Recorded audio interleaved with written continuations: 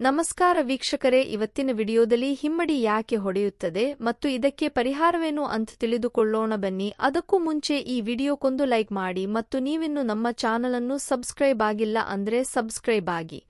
ಸ್ನೇಹಿತರೆ, ಅಂದವಾಗಿ ಕಾಣಲು ಮಹಿಳೆಯರು ಮಾತ್ರವಲ್ಲ ಪುರುಷರು ಸಹ ಇಚ್ಛಿಸುತ್ತಾರೆ. ಅಷ್ಟೇ ಯಾಕೆ ಚಿಕ್ಕ ಮಕ್ಕಳಿಂದ ಹಿಡಿದು ವಯಸ್ಸಾದವರವರೆಗೂ ಎಲ್ಲರೂ ಬಯಸುವುದು ಅವರ ಅಂದವನ್ನೇ. ಆದರೆ ಇವರೆಲ್ಲರೂ ಹೆಚ್ಚಾಗಿ ತಮ್ಮ ಮುಖದ ಅಂದಕ್ಕೆ ಪ್ರಾಮುಖ್ಯತೆಯನ್ನ ನೀಡುತ್ತಾರೆ ಹೊರತು ಕಾಲುಗಳಿಗಲ್ಲ. ನೋಡಲು ಮುಖ ಅಂದವಾಗಿಯೇ ಇರುತ್ತೆ, ಆದರೆ ಕಾಲುಗಳನ್ನು ನೋಡಿದರೆ ಹಿಮ್ಮಡಿ ಒಡೆದು ಹಾಳಾಗಿರುತ್ತವೆ. ಹೀಗೆ ಹಿಮ್ಮಡಿ ಒಡೆದು ಹಾಳಾಗಲು ಕೆಲವು ಪ್ರಮುಖ ಕಾರಣಗಳಿವೆ, ಅವುಗಳು ಇಲ್ಲಿವೆ ನೋಡಿ.